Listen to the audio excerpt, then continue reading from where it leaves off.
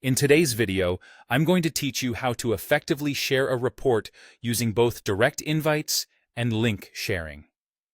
Sharing your report properly ensures that your intended audience can access and interact with the document as needed, while also maintaining appropriate control over its distribution.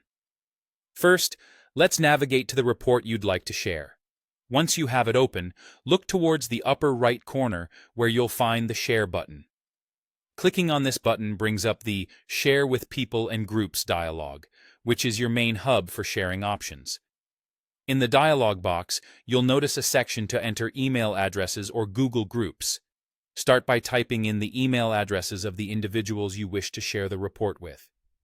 If you're sharing with a team or multiple stakeholders, using Google Groups can help streamline the process, allowing you to share the report with a preset group of people all at once. Next, you'll need to assign a role to each invitee. This is crucial because it defines what the person can do with the report. You have two main options, Can View or Can Edit. Selecting Can View means that the individuals can only look at the report and won't be able to make any changes.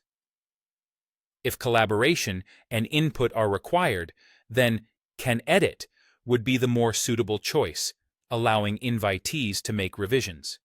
Should you prefer your invitees not receive an email notification about the shared report, simply uncheck the Notify People option. This can be useful in cases where you want to verbally inform them or if you've already discussed the sharing during a meeting. Once you've configured these settings to your preference, go ahead and click Send to finalize the invitation. For scenarios where you need to share the report with a broader audience, link sharing is your best bet. Stay in the same Share with People and Groups dialog, but navigate to link settings, sometimes referred to as Get Report Link. Here, you'll select the desired access level for the link you intend to share. You have options like Anyone with the link can view Edit, where the link can be freely distributed, or more restrictive settings, such as limiting access only to people within your organization. After choosing how the link will be accessed, copy the generated link and distribute it to your audience accordingly. It might be useful to share this link in an email, on a project management platform, or via group messaging, depending on what suits your communication style. Finally, it's important to ensure that your data source credentials and permissions are correctly set.